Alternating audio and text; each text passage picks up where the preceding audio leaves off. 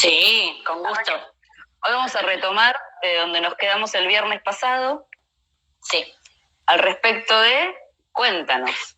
Bueno, a ver, hay algo que hace rato, a ver, ustedes saben que empezamos trabajando cuestiones de la pandemia en particular, después nos fuimos yendo hacia el nudo Borromeo un poco porque nos habían pedido trabajar, digamos, transmitir en palabras sencillas, sin perder la complejidad, ciertas cuestiones del nudo Borromeo, pero a la vez vieron eso que yo siempre les digo, es decir, la teoría nos sirve si no nos sirve para pensar, ¿sí? Si es solamente cuestiones, digamos, de palabras de las cuales nos agarramos, no sirve. Entonces, un poco el corolario de todo ese recorrido es pensar, en términos del nudo Borromeo, cómo nos afecta a nosotros, a los psicoanalistas, ¿no?, las imágenes que hay acerca de lo que debería ser un psicoanalista, ¿no?, que han provocado, les diría casi como una fosilización en la teoría, ¿no?, y en la clínica muchas veces. De lo que debería ser un analista, lo que se cree que debería ser. Exacto, porque también lo que... Bueno, a ver, muchos de quienes nos acompañan en este momento son psicoanalistas, pero algunos no. Y lo que se ve claramente es que hay muchísimos psicoanalistas jóvenes con un deseo enorme de trabajar, pero muy acosados por, les diría, cierta imagen de completud narcisista acerca de lo que debería ser un psicoanalista, y entonces eso provoca efectos gravísimos de inhibición. Por eso este vivo lo vamos a llamar así, super yo e inhibición, ¿no?, en los psicoanalistas, ¿sí? Porque rara vez ocurre que alguien se autorice o diga, bueno, como que sienten que están como escondidas, ¿no? Que tienen que decir, bueno, sí.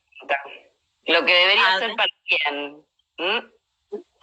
Bueno, es una buena pregunta la de Sebastián. Es lo que debería ser para el mismo discurso, ¿sí?, que produce eso como lugar de sometimiento, ¿sí? Por ejemplo, les digo un ejemplo. Uno tiene un consultorio, ¿no? O uno trabaja en un consultorio. Bueno, en una época se decía, no, ese consultorio no tiene que tener nada de voz. Pues, digamos, uno tiene que estar en abstinencia, ¿no? Este famoso concepto freudiano. Bueno, el analista es abstinente, entonces el paciente no tiene que saber nada del analista. Es imposible, bueno, igual. Ahora sí, con las redes sociales, claro. Pero antes lo que ocurría era que los consultorios eran un lugar, casi les diría, de una asepsia quirúrgica. Uno no podía tener nada puesto sobre la mesa porque entonces eso significaba una cuestión terriblemente, digamos, paranoica, ¿sí? Porque entonces uno dejaba algo y entonces eso qué significaba y qué había movilizado. Agotador. Y que un buen día, yo me acuerdo que un buen día digo, pero si el consultorio de Freud estaba lleno de sus colecciones de figuritas, ¿no?, arqueológicas, lleno. Y el consultorio estaba lleno de todo. Claro. Listo. Y además era una parte de su casa. Y era una parte que era notoriamente de su casa, ¿sí? Entonces, hay casos en los cuales Freud relata y se cuelan allí en esos análisis cuestiones de su hogar, de los sonidos, ¿sí? Es decir, ¿de dónde había salido ese concepto de, no se tenía que saber nada? Claro, sí. Como si uno fuera un analista con la suposición de, bueno, cualquier analista es igual a otro. Y no lo es, porque ahí se borraba toda la cuestión del estilo, ¿sí? Bueno, esto que yo te comentaba la otra vez, Violén, que cuando yo era estudiante de psicología, tenía muy metido en la cabeza que las psicólogas eran de determinada manera, y yo llegaba a sentirme un poco mal, porque yo tengo esta impronta así como un poco más estandapera, histriónica, y yo decía, pero entonces, ¿cómo voy a hacer para que no se note que yo quiero ser una psicóloga de zapatillas? Decía, yo quiero estar en zapatillas, no quiero estar en bota. Cuando tenía 19 años decía esto, ¿no? Y esto es muy interesante. Primero porque barre con todo lo que no entra dentro del modelo. Porque, por ejemplo, así como vos continuaste adelante, hay gente que dice, no, yo no voy a llegar nunca a hacer eso, entonces, bueno, me tengo que dedicar a otra cosa. ¿Sí? Esa es una, digamos, que es otra de las formas de la inhibición, porque eso esconde una inhibición. Pero además, esto vos decís, ¿cómo voy a hacer para que no se me note? Y ahí lo que podemos escuchar, y ahí es donde quiero que estemos todos escuchando, digo, cada vez que escuchamos a un paciente ligado a su deseo, a elegir algo que nunca tiene garantías, es esto de que hay que esconder algo de uno, ¿no? Como si lo ven, si se dan cuenta, entonces van a descubrir, digo, esto es la preeminencia. Acá les dibujé el nudo borromeo. Es la preeminencia de esa imagen, ¿sí? Sostenida por un discurso, como decimos, es una imagen anudada con lo simbólico y con lo real. Pero es la preeminencia de esa imagen de completud que, por supuesto, es ilusoria, absolutamente ilusoria. Pero entonces, ¿qué pasa? Ahí, digo, esa particularidad, ¿no? De que nadie se vaya a enterar. Por ejemplo, en los analistas jóvenes ocurre que dicen, bueno, que no se sepa que yo no sé, ¿sí? Que no se me note, ¿sí? Y justamente es todo al contrario. Te interrumpo con otro ejemplo bien pavo que lo escucho en todos. Dale. Que uno se recibe muy joven, uno se recibe a los 24, 25, se te nota a los 25, ¿qué tenés? 25. O sea, claro. Ya me pasó hace un montón de tiempo, pero muchos dicen, no, bueno, pero quiero atender a adolescentes porque si atiendo a un adulto se va a dar cuenta que soy más joven que el paciente. Ahí está. Entonces, no Ahí sé. está. Ese es el punto. Que en el análisis es la eficacia de una falta, ¿sí? Es la eficacia de la castración, es la castración en acto. Uno no puede funcionar como analista si su falta no está puesta en juego. Si uno tiene que hacer de cuenta de que no se vaya a notar que uno no sabe, no va a preguntar. Si uno no pregunta, no va a relanzar la cadena significante del paciente. El paciente va a decir aquello que sus resistencias le permiten decir, no desilvanar de alguna manera eso que se armó, ¿sí? Y abrirlo para deconstruirlo. ¿Sí? O sea, uno tiene que no saber, porque si yo supiera, como analista, ¿qué sentido tiene que te haga una pregunta a vos, analizante? Exacto. Entonces, ¿cuál es el tema? Es que a veces se confunden los registros, ¿no? Y entonces uno, en términos imaginarios, dice, bueno, no, pero si yo no sé nada, digo, si yo rompo con esa imagen de completud narcisista, ¿sí? El otro se va a enojar porque va a decir, ay, pero yo estoy yendo a un analista y cómo usted no sabe. Ahí hay una confusión entre lo que es la falta en términos de especulares, de la falta en términos, de este lado, porque acá ustedes están viendo, se ve al revés en las imágenes, lo simbólico, ¿sí? Que es la falta, la castración del analista puesta a trabajar, ¿sí? ¿Qué es lo que posibilita el deseo de analista? ¿Sí? Entonces, este triplete, vamos a ponerlo en términos así, de esa enorme imagen implacable, está sostenida por un super yo, por líneas, mandatos que dicen el analista, como vos decías, ¿no? Por ejemplo, bueno, es el que se viste de determinada manera, son imágenes, nada más que imágenes. No es el análisis, por ejemplo, en mi época se había puesto de moda, ¿no? Estudiar Lacan. Entonces, no se podía hacer psicoanálisis comunitario en esa época, esas tonterías que existían en esa época. Bueno, y uno decía, pero si había excelentes analistas que podían producir muchísimas cosas excelentes en trabajo comunitario, ¿no? Pero no, era como si hubiera un ranking, ¿no? Alush, que es un psicoanalista maravilloso que les recomiendo, de los lacanianos, super lacanianos, podríamos ubicar a ver si hay en estos rangos, ¿no? Bueno, está allá arriba. Sí, pero es interesantísimo leerlo. Alush dice en un libro que es maravilloso y que tiene mucho que ver con esto que estamos hablando hoy. Se llama El psicoanálisis es un ejercicio espiritual, y es su modo, con ese título, de poner en juego la cuestión de de si las escuelas psicoanalíticas, el psicoanálisis en general, es una iglesia o no, ¿sí? Es decir, si para pertenecer uno tiene que obedecer a ciertos preceptos, ¿sí? O si en realidad, ¿cuál es el lugar que queda para el deseo singular de cada uno? ¿Sí? Entonces, bueno, ese punto, digamos, que trabaja Alush y que entonces, por ejemplo, dice, según esa lógica, medio loca, ¿no? Esperen que voy a tratar de que desaparezcan estas imágenes.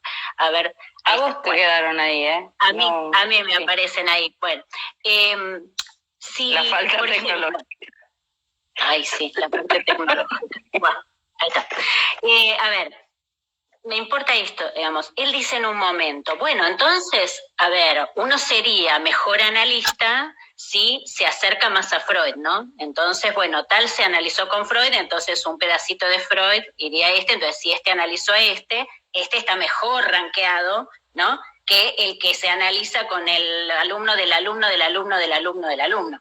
Entonces estás en 10º lugar en el ranking. Digo, estas cuestiones que uno cuando las nombra, las pone en palabras, la gente se ríe y dice, no, estas son tonteras. Estas cosas existen. Estas cuestiones, en términos imaginarios, existen, ¿sí? Tienen efectos justamente a condición de no ser pronunciadas. Cuando se pronuncian, la gente dice, no puede ser, ¿sí? Entonces, esto, como les digo, esta completud, esta imagen de completud narcisista, ¿sí?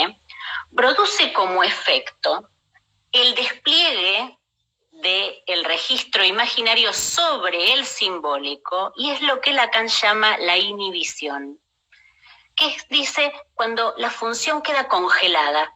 Y en este caso, ¿cómo nos toca a nosotros? Nos toca en el sentido de que la función del analista queda congelada por miedo a faltarle a esa imagen que deberíamos completar, ¿sí? Y entonces, como correlato de eso, aparece el goce del sentido. Por eso digo, de esto se trata, trabajar el nudo, trabajarlo en relación a nosotros, trabajarlo en relación a lo que sucede con los pacientes, porque nosotros padecemos de las mismas cuestiones. Ubicarnos en un lugar ajeno y, digamos, como que a mí no me toca, no es trabajar desde la castración, ¿sí? Por eso el psicoanalista tiene que analizarse para estar trabajando esto en sí mismo. Entonces la inhibición está del lado del goce del sentido, es decir, el despliegue del registro imaginario sobre el simbólico determina cierto congelamiento, cierta detención en esa imagen ilusoria, ¿sí? Sobrevive la inhibición. Congelado. Exacto. Y entonces el goce del sentido es donde vemos que tratamos de explicar, ¿no? Porque yo hago esto, porque esto, o no lo hago, porque pero son palabras vacías. Podríamos trabajar la palabra vacía, ¿sí? Cuando está puesta al servicio del goce de sí misma, ¿sí? Un sentido que siempre se reproduce a sí mismo, ¿sí? Del otro lado, para no enfrentar lo real, ¿qué pone Lacan? El registro de lo imaginario desplegándose sobre lo real. Él pone, y es muy interesante, la representación. Incluso los pensamientos, el pensamiento preconsciente. Es muy interesante, pues toda la cuestión del preconsciente, ¿no? Donde nosotros muchas veces investimos ese, yo no le voy a preguntar, no voy a hacer esto, porque queda mal. Es para no enfrentarnos con lo horroroso de que tal vez eso que el paciente va a decir nos angustia mucho. Y aún así tenemos que sostenernos en el lugar del analista, ¿sí? Entonces, por ejemplo, ¿no? Yo me acuerdo una vez, éramos jovencitas, ¿no? Y una analista que tenía bastante experiencia, estábamos hablando de qué era lo peor que nos había pasado a cada uno como analista, ¿no? Y ella, para mi sorpresa, dice, yo estaba apoyada en el sillón con los brazos apoyados en el apoyabrazo y se me cayó el brazo, digamos, así, ¿no? Como que eso era lo peor, que ella sentía que era lo peor que le había pasado. Ese es el ejemplo más claro. Digo, gracias a Dios que eso era lo peor que le había pasado, está buenísimo. Pero digo, lo que quiero que vean es cómo la imagen de la imagen. Claro, le vaciló la imagen, ¿sí?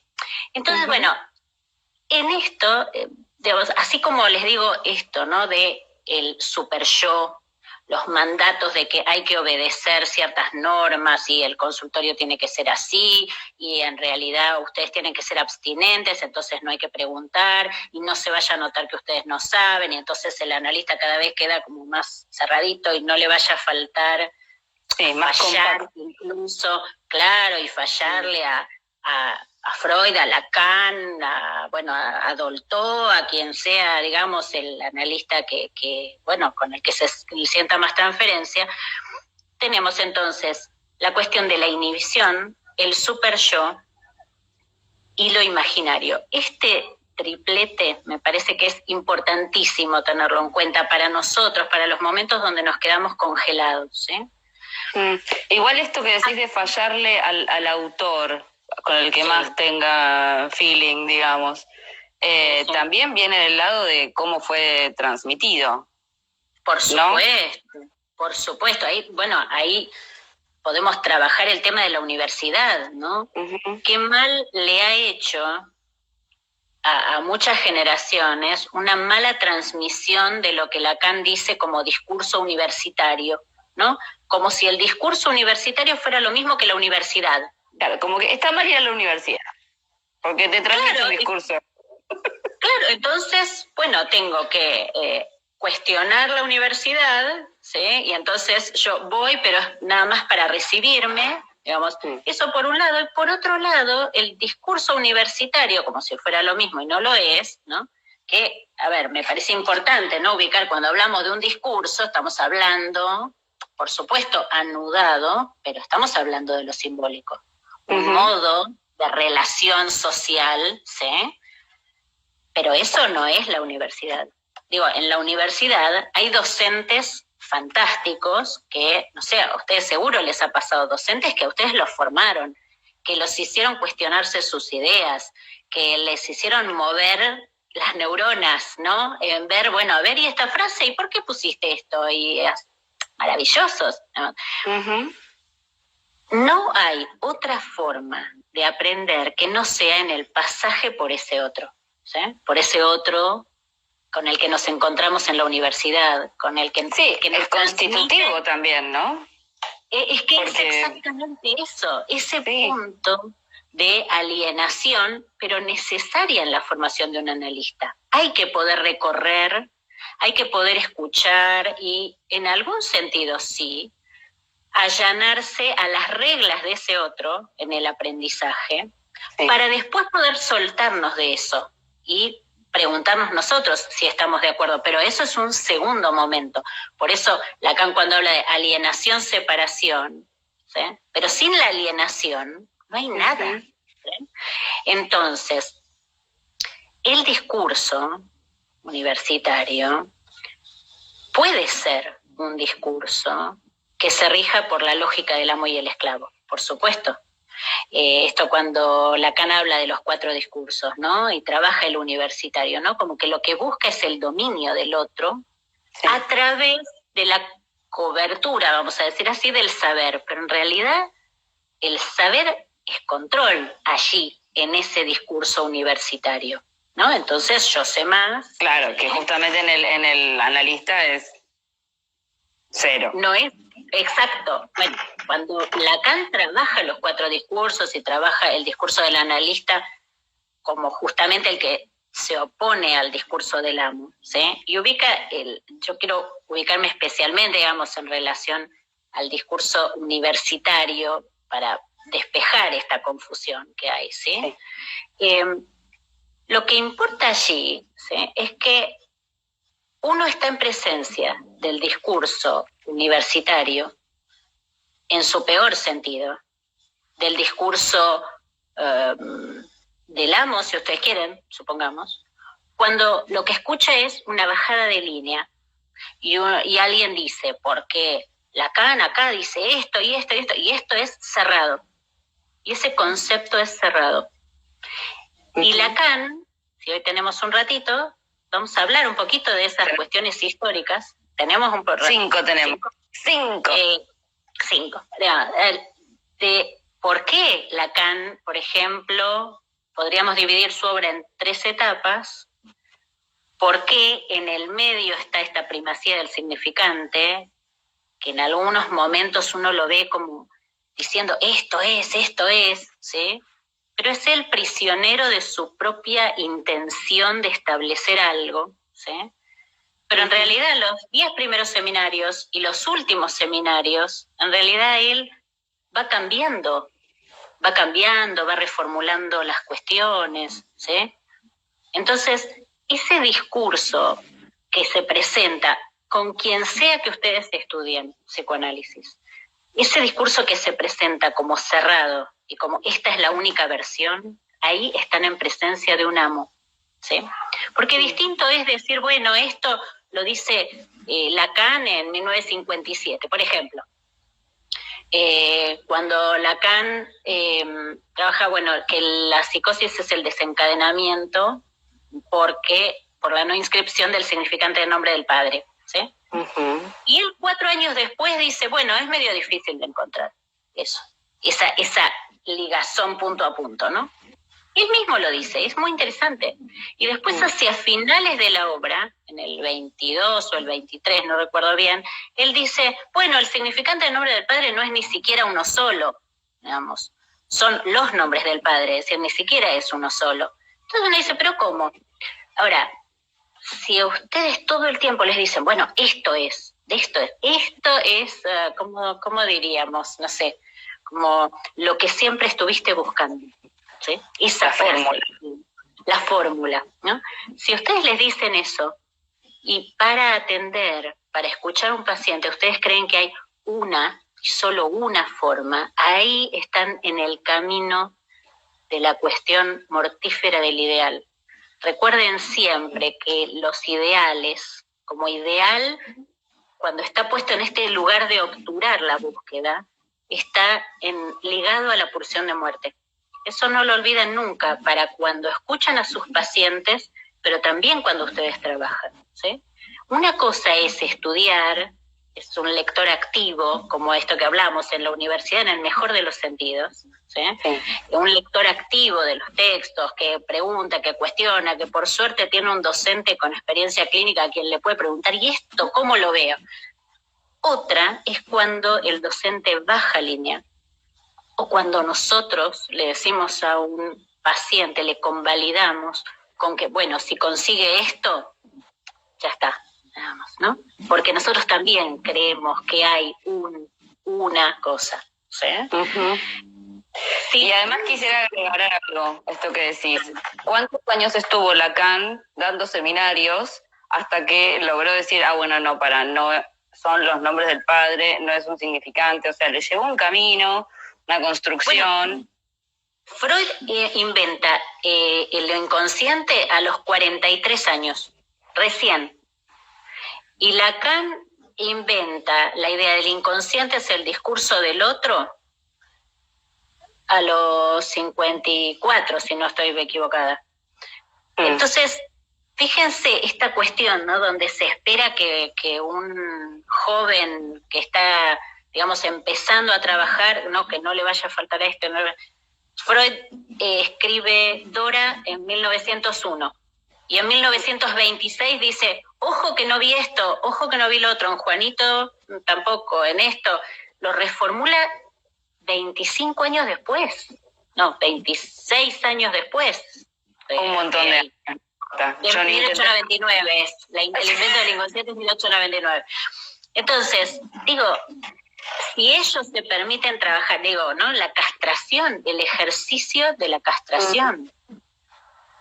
La última cosa que les digo, y ya los dejo por hoy, es que en la clase que da Lacan, que es el seminario de los nombres del padre, que está al final de, digamos, después del seminario 10 de la angustia, hay una sola clase que él la dicta y le hace prometer a Miller que no la va a publicar nunca, nunca, nunca, nunca.